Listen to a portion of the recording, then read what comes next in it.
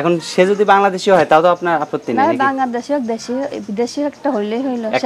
আসসালামু আলাইকুম সুপ্রিয় দর্শক শ্রোতা বন্ধুরা, আপনারা যে যেখান থেকে আমাদের এই ভিডিওটি দেখছেন সকলকে আন্তরিক শুভেচ্ছা জানিয়ে শুরু করছি আমাদের আজকের এই ভিডিও প্রোগ্রামটি। দেখতে পাচ্ছেন ক্যামেরার সামনে নিয়ে এসেছে একটি সুন্দরী ফুটফুটে আপুকে, তার কথাগুলো আপনাদের সামনে তুলে ধরবো। চলুন শুনে আসা যাক এই আপুটির কথাগুলো।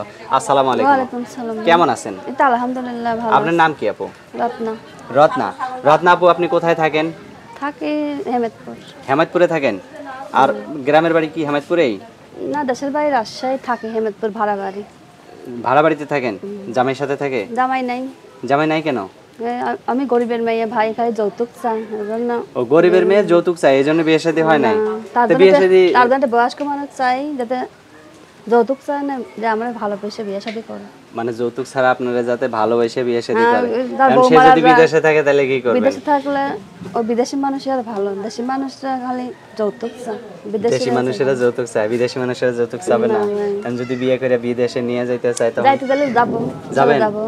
কোনো আপত্তি নাই তো? না, কোনো আপত্তি নেই। পরে যদি আবার কোন যে না বিদেশে যাবো না আমি? না ভাই, যাইবো কি আমরা যাইবো না। যাইবেন? আচ্ছা, তো আপনার ফোন নাম্বার স্বামীর দিবেন? বাড়িতে মেয়েদের আসল বাড়ি। হ্যাঁ, সেটা তো ঠিক আছে। এখন যদি যে লোকটা আপনাকে বিয়ে করবে সে যদি কয় যে তুমি 1 বছর অপেক্ষা করো, তখন কি করবেন? থাকবো তার অপেক্ষা। অপেক্ষা থাকবেন? যদি আবার অপেক্ষা করতে করতে আরেকজনের হাত ধরে আপনি আবার চলে যান না ভাই, অন্যদিকে? থাকবো।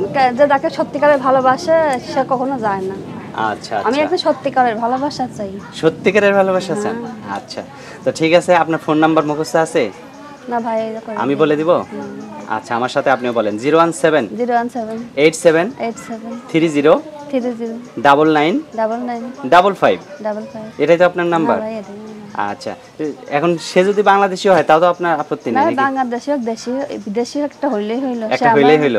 মানে সে যদি আপনার পাশে সারা জীবন থাকতে পারে, আপনাকে দেখাশোনা করতে পারে, তাতে আপনার যথেষ্ট হ্যাঁ নাকি? ভাই, এরকম একটা আচ্ছা, তো আপনার নামটা আরেকবার বলেন আপু। রত্না। রত্না। তো ঠিক আছে রত্না আপু, আর কিছু বলবেন? তো ভাই অনেক কষ্টের মধ্যে আসছি, একটা সেলাই মেশিন ব্যবস্থা করে দিলে ঘরে বসে কাজ কাম করতে পারতেন নাকি? গরিবের মেয়ে বুঝে নিতাম, অনেক কষ্টে আছে। আচ্ছা, ঠিক আছে রত্না আপু, কোনো ভালো ভাই থাকবেন যদি দেওয়া হয় তাহলে। তো ঠিক আছে আপু, ভালো থাকবেন। প্রিয় দর্শক, আপনারা ভালো থাকবেন। আজ এ পর্যন্তই। আসসালামু আলাইকুম। ভালো থাকবেন।